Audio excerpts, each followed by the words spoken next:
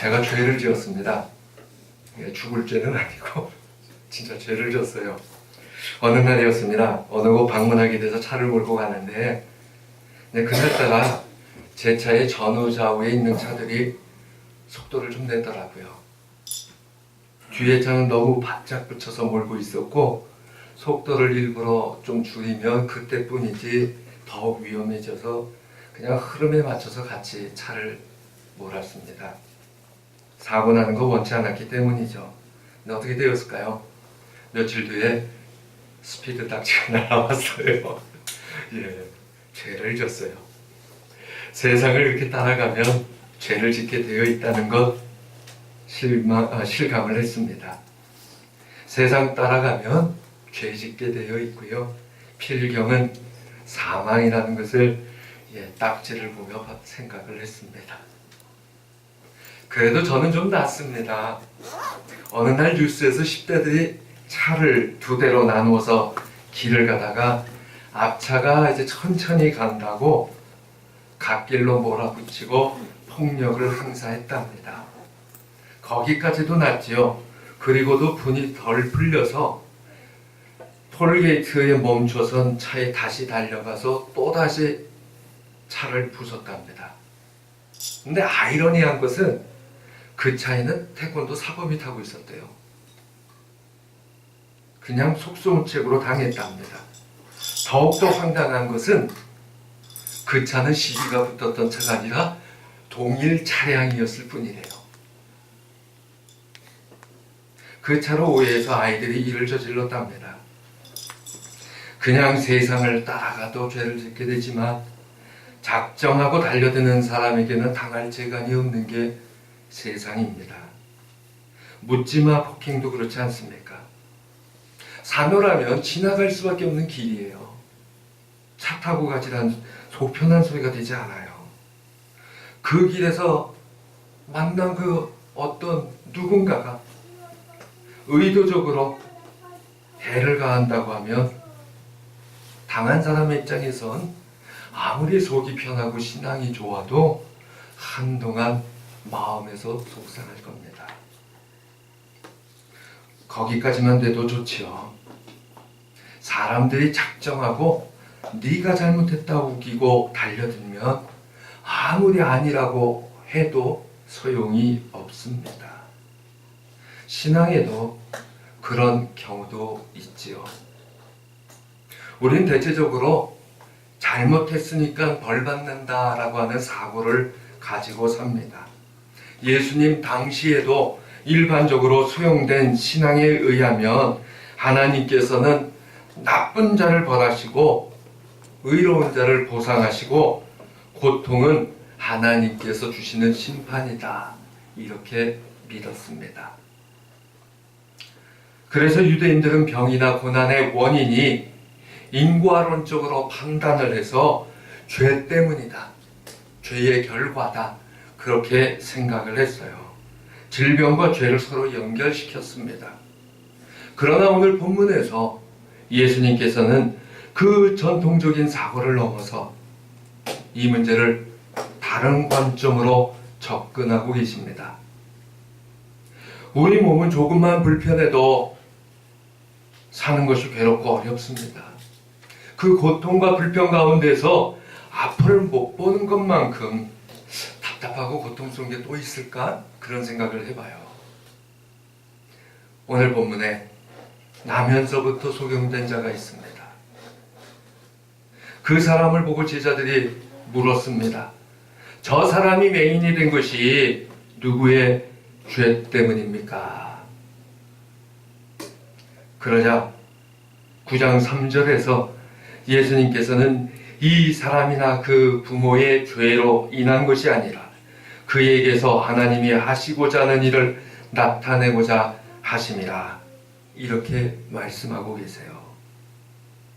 예수님께서 그 사람이 소경된 것이 죄의 결과라고 하는 것을 부인하시고 오히려 하나님께서 하나님 되신 하나님의 영광 그것을 드러내기 위해서 그가 소경이다.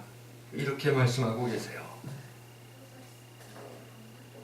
하나님께서는 그 소경된 자를 통해서 하나님의 사랑과 능력을 나타내시고 자신의 영광을 드러내시기 위한 도구로 쓰시겠다고 삼으셨다는 거예요.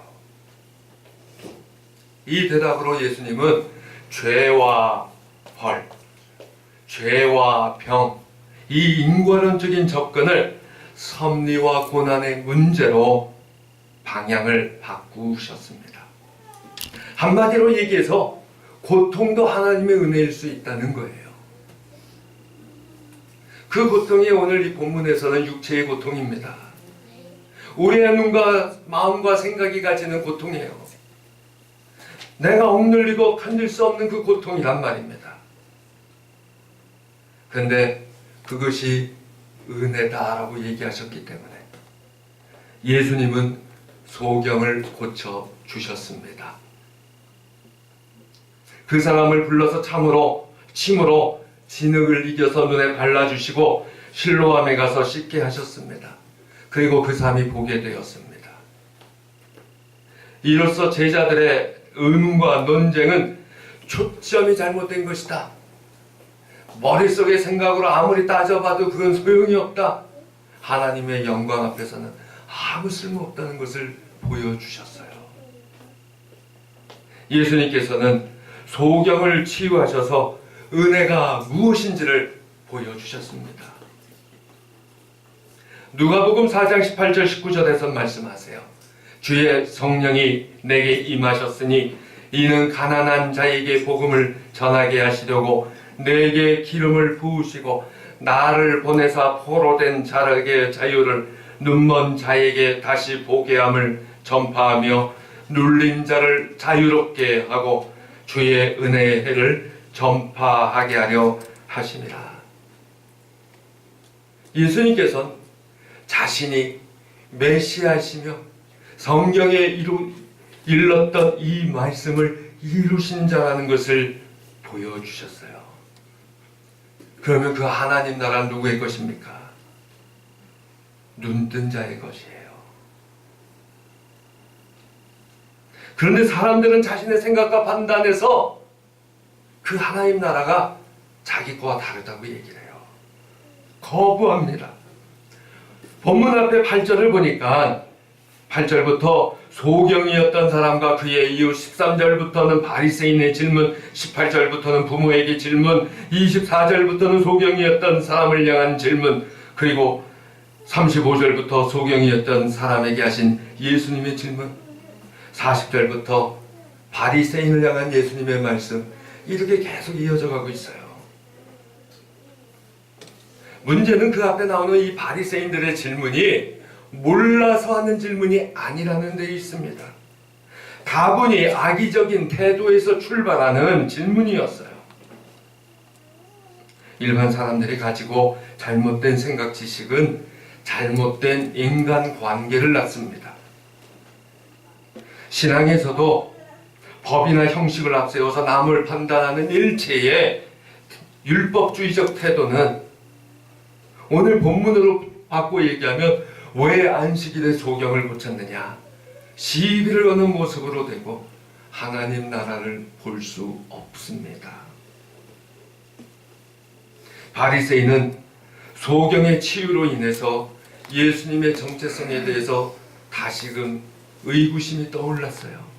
인정하자니 하고 싶지 않고 하고 싶지 않자니 일어난 일은 있고, 그래서 여러 사람들 불러서 자신들의 생각에 동조하는 답변을 찾고자 했어요.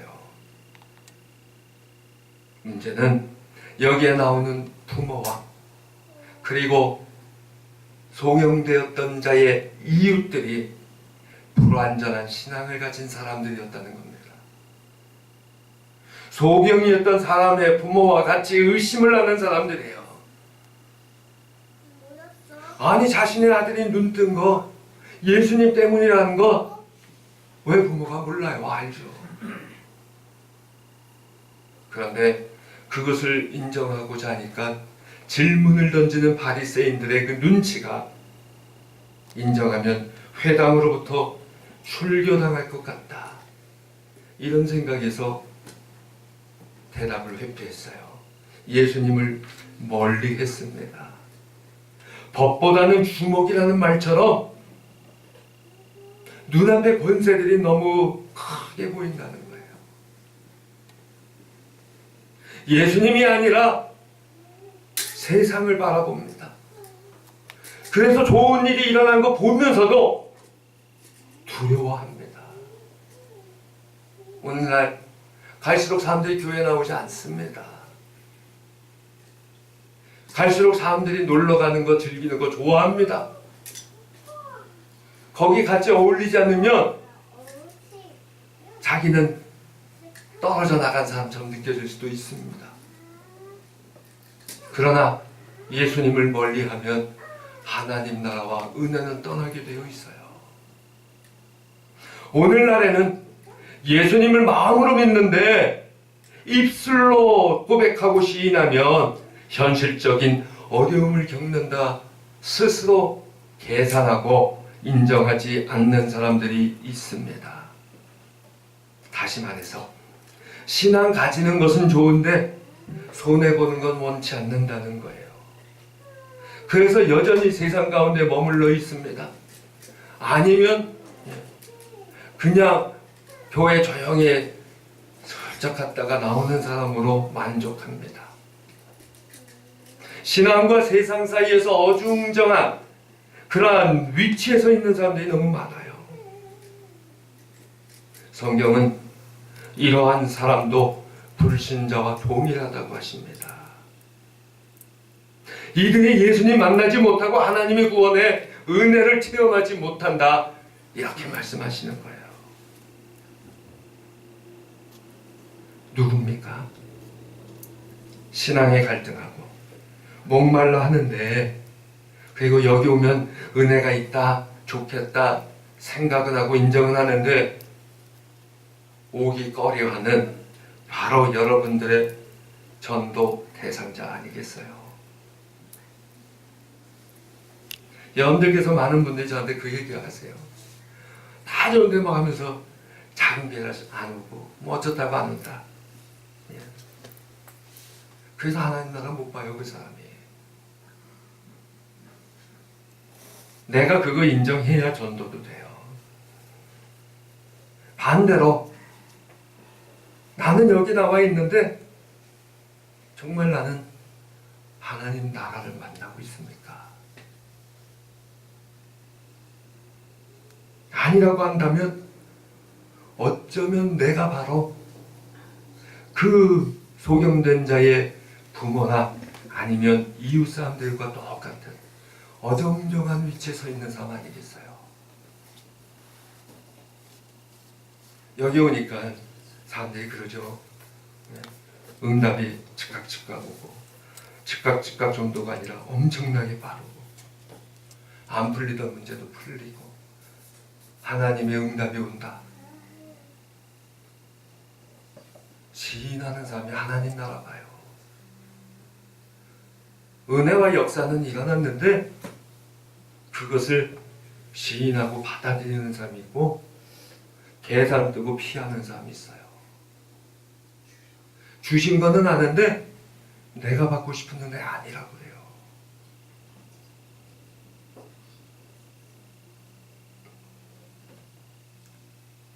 근데 더한 사람이 바리새인이죠. 거기에 만족하지 못했습니다. 사람들의 대답이 어정쩡한 대답이라는 걸 알아요. 그래서 재차 소경을 질문을 합니다. 너의 눈을 뜨게 한 사람이 어떤 사람이냐?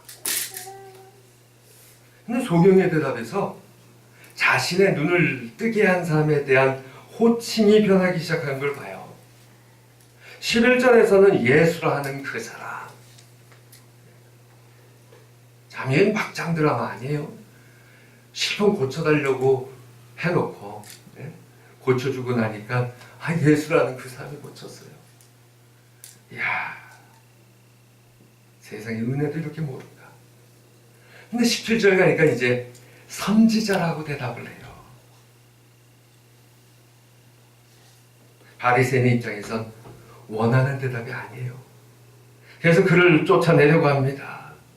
그게 세상입니다. 세상은 자기가 원하는 대답만 듣기를 원해요. 자기가 일단 세상에서 울타리 밖으로 내어놓은 사람은 끝까지 밖에 놔둬야지 들어오는 거 용납하지 않아요. 이렇게 소경되었던 자를 예수님께서 다시 찾아 질문을 하셔요. 바리새인이 나가라고 쫓아낸 이 사람을 예수님 고쳐주셨으면 거기까지인데 다시 만나셨어요. 그리고 질문하십니다. 내가 인자를 믿느냐? 이 예수님의 질문을 들은 소경되었던 자가 주여 그가 누구니까 내가 믿고자 하나이다.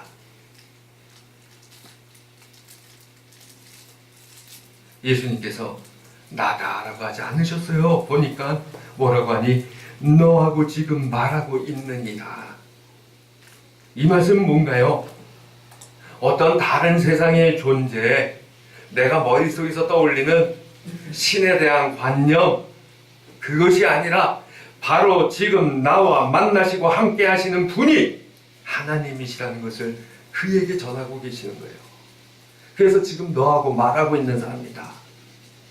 너하고 지금 만나고 있고 관계를 맺고 있고 너를 지금 붙드는 사람이라는 거예요. 예수님을 이제 그는 보면서 감사하는데 주여 내가 믿나이다. 이렇게 고백하며 엎드려 절했다고 합니다. 이게 어디 감사의 인사만이겠습니까? 근데 한번 생각해 보세요. 그 사람의 눈앞에는 초라한 옷을 입은 나사렛의 나이도 든 사람이 아닌 청년입니다.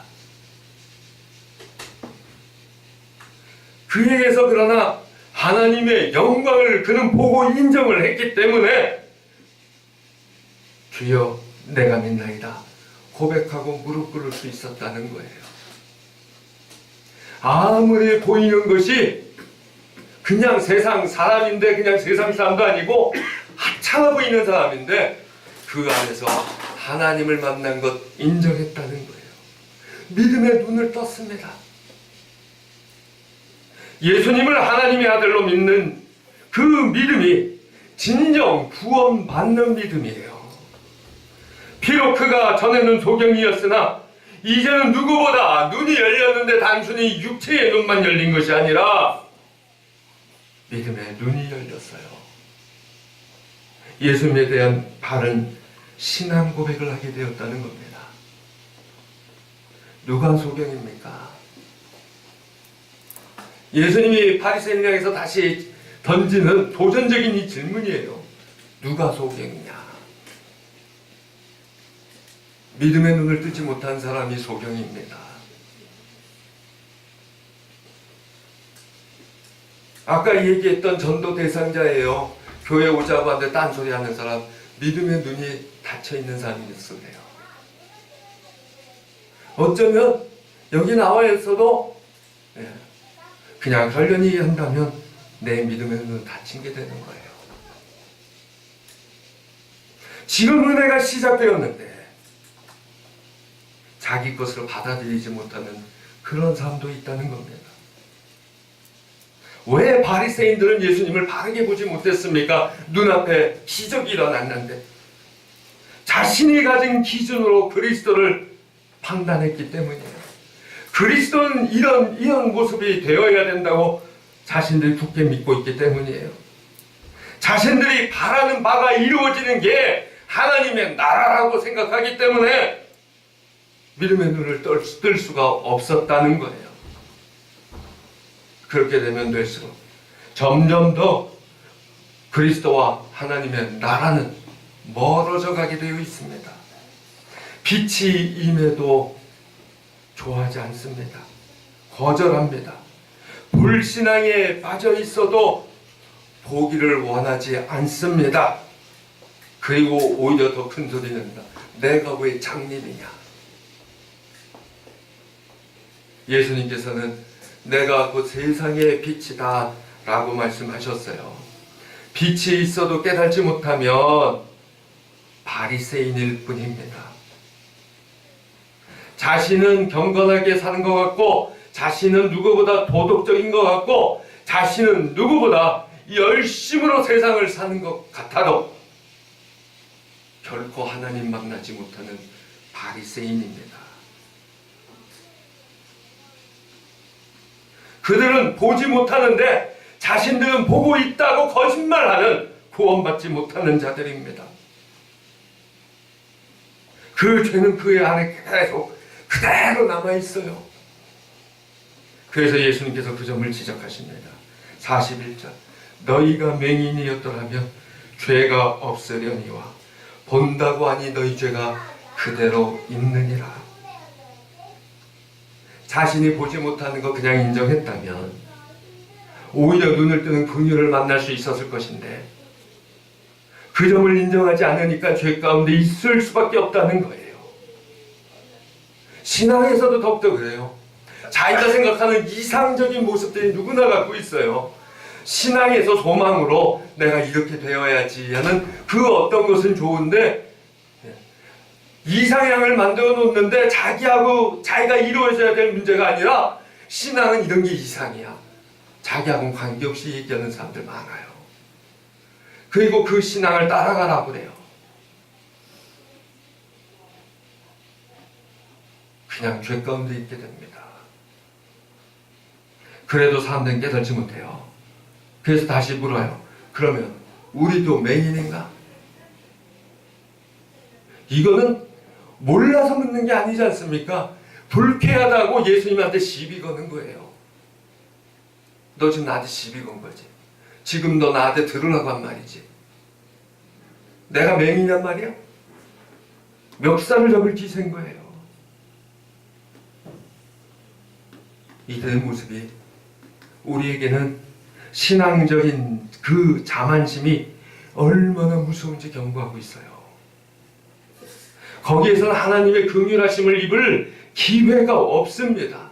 예수님이 오셨는데도, 예수님께서 기적을 보여주셨는데도 들으려고 하지 않고 오히려 달려들어서 예수님 멱살을 쥐르고 싶은 그러한 험한 모습만 나와요. 진짜 죄는 보여도 보지 못한다는 겁니다. 아니, 다른 것이 보인다고 그래요. 저걸 보자고 얘기를 해요. 신앙은 정직한 영으로 출발합니다. 겸손한 영으로 찾아옵니다. 예수 그리스도를 만나기 전에 모든 사람은 소경일 뿐입니다. 모든 사람이 소경으로 태어났습니다. 하나님께로부터 보냄을 받은 자를 만날 때 믿도록 요청받고 그때 눈을 뜨도록 하나님께서 부르신다는 거예요. 그렇기 때문에 하나님의 역사를 보았으나 그것을 믿기 거절하는 게 죄입니다. 하나님의 은혜를 입었으나 그것을 고백하지 못하는 게 불신앙입니다.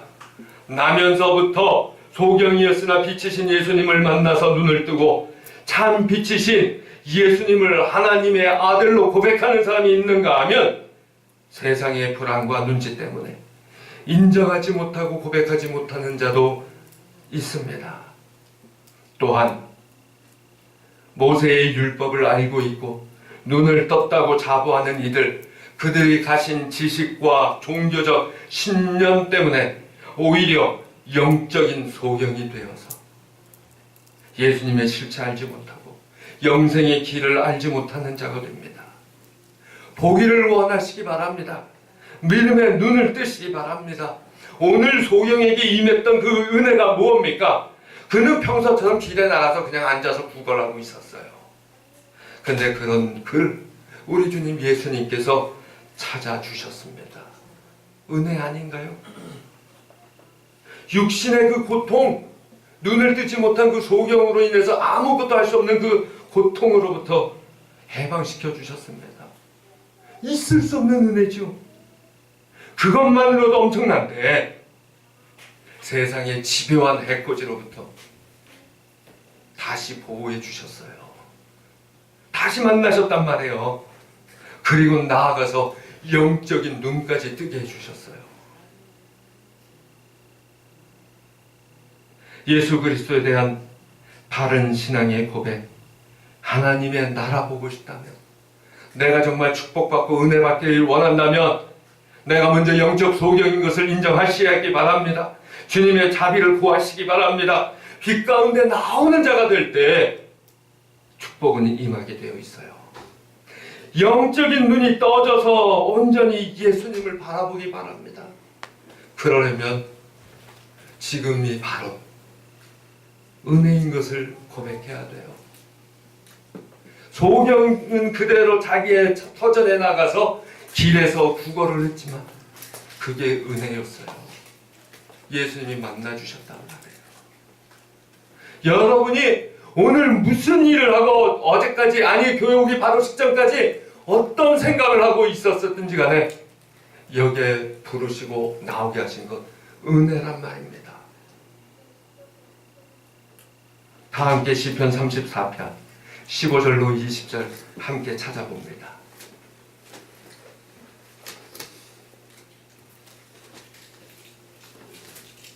시편 34편 15절로 20절 교독합니다.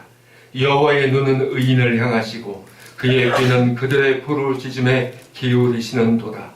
여호와의 얼굴은 악을 그들을 사사 그들의 저주를 향해서 의인이 부르짖음에 여호와께서 들으시고 그들의 모든 환난에서 건지셨도다. 여호와는 마음에서 자를 의인은 고난이 많으나 여호와께서 그의 모든 고난에서 건지시는도다.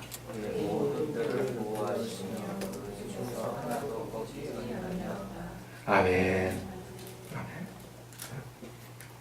하나님께서는요, 이 세상에 그 어떤 우리를 향해 오는 해코지가 있어도 보호하시는 주님이세요.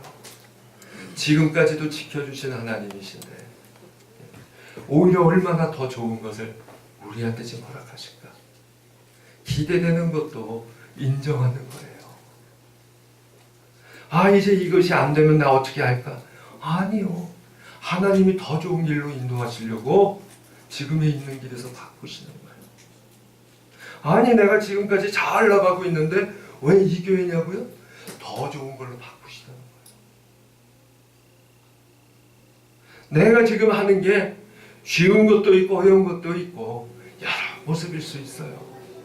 그러나 가장 중요한 것은 그것이 은혜임을 고백해야 축복은 시작됩니다. 지금이 바로 은혜입니다. 우리 함께 기도합니다.